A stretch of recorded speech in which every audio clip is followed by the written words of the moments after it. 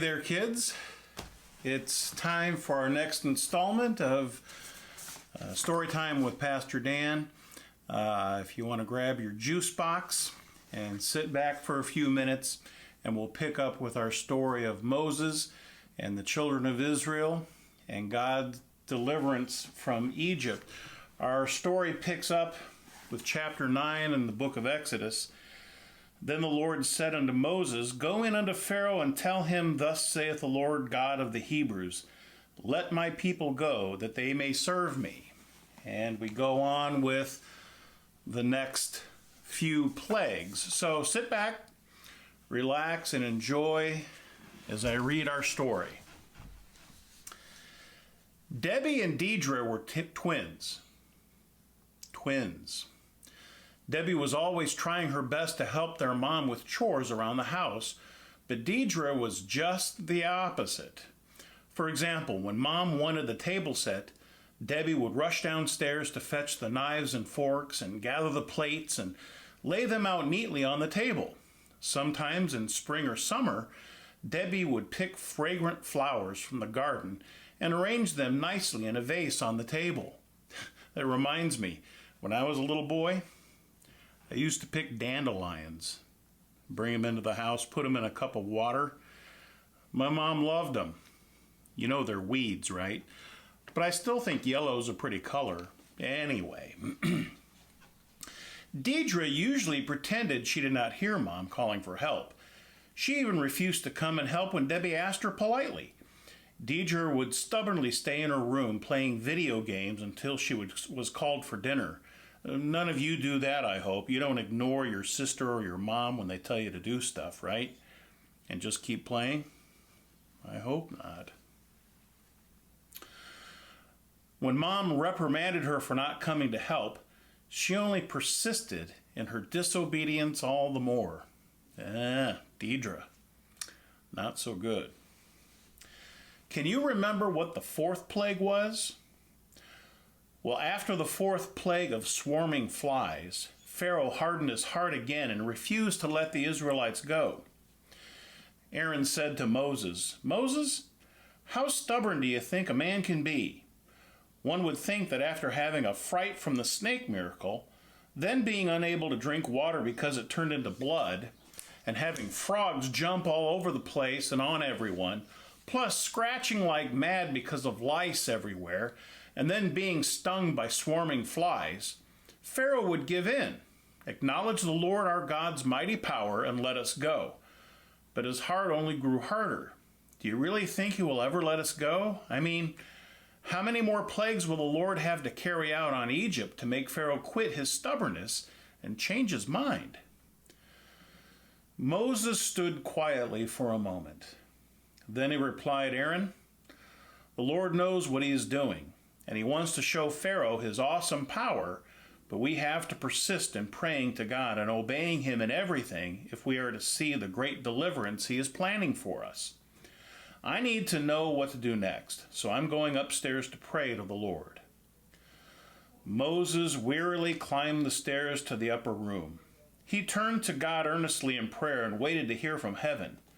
Suddenly he heard the voice of the Lord speaking. Go to Pharaoh. Tell him, Thus saith the Lord, the God of the Hebrews. Let my people go so they can serve me. Then warn him, if you refuse to let the Hebrews go and continue to hold them as slaves, a pestilence will break out among the livestock of the Egyptians. It will be very severe and come upon your horses, your donkeys, your camels, your cattle, your sheep, and your goats. But the Lord will protect the livestock of the Hebrews, and only the livestock of Pharaoh and the Egyptians will be infected with pestilence and die. Then tell Pharaoh, I am setting a time when I shall bring the plague on the livestock. It will be tomorrow.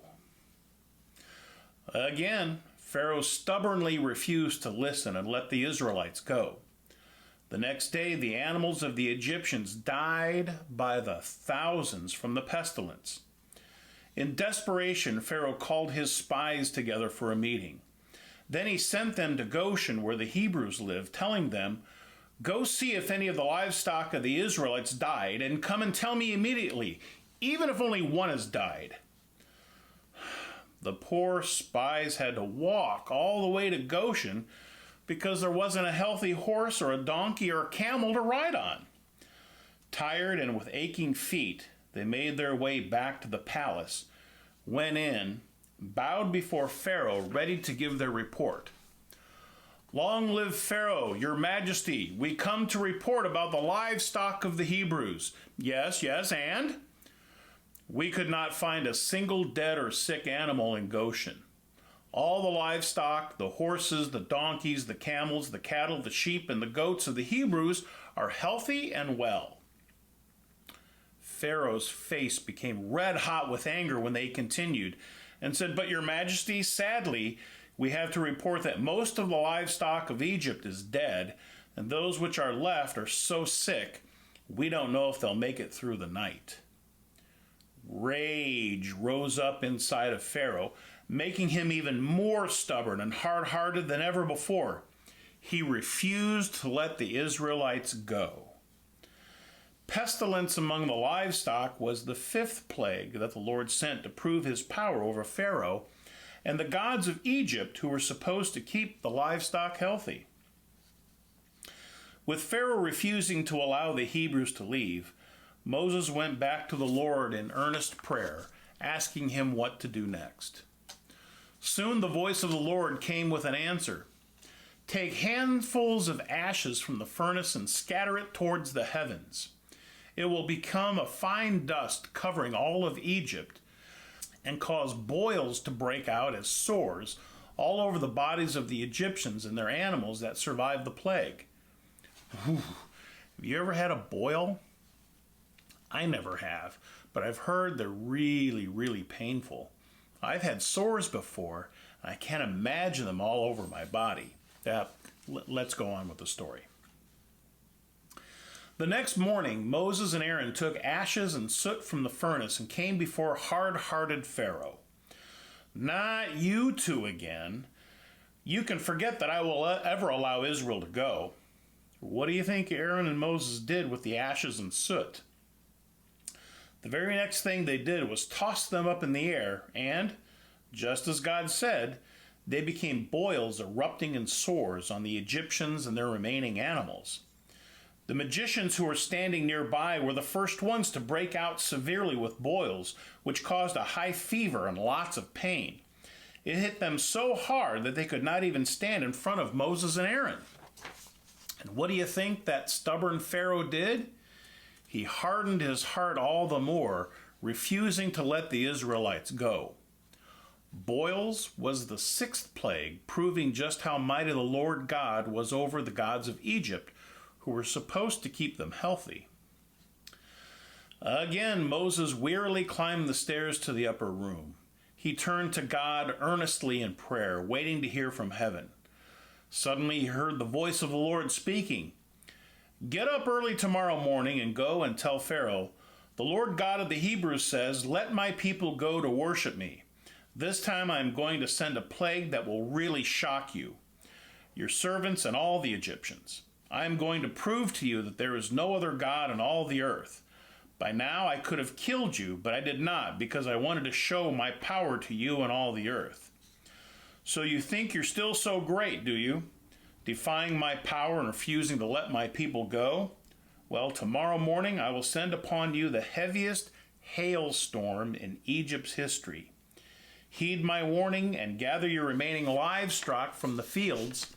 Put them into the barns and get your people into their houses, because everybody outside will be struck and killed by huge hailstones.'" I don't know about you, but I've been in a few hailstorms. They hurt if you're out in them, and they can cause a lot of damage. These were huge hailstones. Now, back to the story. Moses did as the Lord told him. The Egyptians, who were terrified and listened to him, brought their families and their animals to safety before hail fell. The next morning, Moses lifted up his hands toward the heavens, and hailstones as big as bricks rained down throughout all of Egypt. Loud thunder and lightning struck everywhere as never before. Only in Goshen, where the Israelites lived, there was not a single hailstone, thunderstrike, or lightning bolt.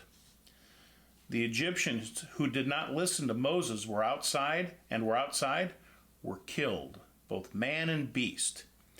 Plants were struck and trees were shredded by the hailstorm. Each time the thunder struck, Pharaoh's heart skipped a beat and his face turned pale with fright. Mrs. Pharaoh and the children hid under their beds. Then Pharaoh urgently sent for Moses and Aaron. By the time they reached Pharaoh, he was more than ready to speak with them. "Moses," Pharaoh began, "I have committed a huge sin by not letting you go. The Lord your God is right, and my people and I have been wrong. Please, beg the Lord your God to stop this dreadful storm, and I promise to let your people go at once."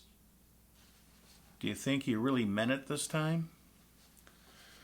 Moses replied, "The plague of hail will stop as soon as I have gone out of the city, prayed to the Lord, and lifted up my rod towards the heavens. This will prove that the earth is controlled by the Lord our God, but I already know that you and your servants still won't obey him." As Moses left the palace, something amazing happened. While huge hail came thundering down with lightning striking everywhere, not a single hailstone or a lightning bolt struck Moses. When Moses reached the outside of the city and lifted up his hand, the thunder and lightning, the rain and the hail stopped immediately. Relieved, Pharaoh kept on sinning with a stubborn attitude. He did not keep his word. Again, he refused to let the Israelites go. Hail was the seventh plague, proving that the Lord even controls the weather and that Pharaoh and the Egyptian gods were powerless against him. When Moses went back to the Lord in prayer, God told Moses, "Be encouraged. One day you will be able to tell your children and grandchildren true stories about all the wonders I did in Egypt to prove that I am God. I am going to make Pharaoh even more stubborn so that I can do many more miracles to show him my power. By all those miracles, you and your descendants will know that I am the Lord your God." All right, well, we'll stop there and pick up again. Be sure to tune in next time. See you guys. Have a good day.